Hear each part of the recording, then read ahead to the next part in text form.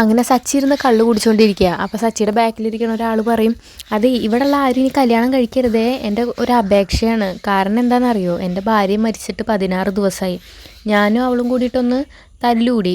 അങ്ങനെ ഞാൻ അവളെന്നെ ജസ്റ്റ് ഒന്ന് വഴക്ക് പറഞ്ഞതിന് അവൾ ഫാനിൽ കെട്ടി തൂങ്ങിച്ചാവും. ഈ പെൺകുട്ടികൾക്കൊന്നും ഒരു ഗട്ട്സില്ല. അവരൊക്കെ എന്തെങ്കിലും പറഞ്ഞാൽ അപ്പത്തിനൊന്നും കെട്ടി തൂങ്ങിച്ചാവാൻ നിൽക്കുകയാണ്. അങ്ങനെ ഇങ്ങനെയെന്നൊക്കെ പറയും കേട്ടോ. അപ്പോൾ രേവതി പറഞ്ഞ കാര്യങ്ങളൊക്കെ വെച്ച് ആലോചിച്ചിട്ട് സച്ചിക്ക് ആകെ ടെൻഷനാവും കേട്ടോ. അങ്ങനെ സച്ചി കുടിച്ചുകൊണ്ടേയിരിക്കും. അങ്ങനെ സച്ചിനെ വിളിച്ച് സച്ചിയുടെ കൂട്ടുകാരൻ തിരിച്ചു പോവുകയാണ്. അപ്പോൾ സച്ചി ഇങ്ങനെ പാതി മയക്കത്തിൽ ഇങ്ങനെ കിടക്കുമ്പോൾ രേവതി പറഞ്ഞ കാര്യങ്ങളും അയാൾ പറഞ്ഞ കാര്യങ്ങളൊക്കെ കൂടി വരുമ്പോൾ സച്ചി ഇങ്ങനെ അയ്യോ എന്ന് പറഞ്ഞിട്ട് ഇങ്ങനെ നിലവിളിക്കും കേട്ടോ. അപ്പോൾ കൂട്ടുകാർ ചോദിക്കും, എന്താ പ്രശ്നം എന്ന് ചോദിക്കുമ്പോൾ, നീ വേഗം ഒന്ന് രേവതിനെ വിളിക്കുക പറയും. അപ്പം ഞാൻ എന്തിനാണ് രേവതിനെ വിളിക്കണേ, ഞാൻ രേവതിനെ വിളിച്ചിട്ട് എന്ത് പറയാനാന്ന് ഇങ്ങനെ ചോദിക്കും കേട്ടോ. അപ്പോൾ സച്ചി പറയും, നീ അവളെ വിളിക്കുക, നീ അവൾ അവിടെ ഉണ്ടോയെന്നൊന്ന് അന്വേഷിക്കുന്നൊക്കെ പറയും കേട്ടോ.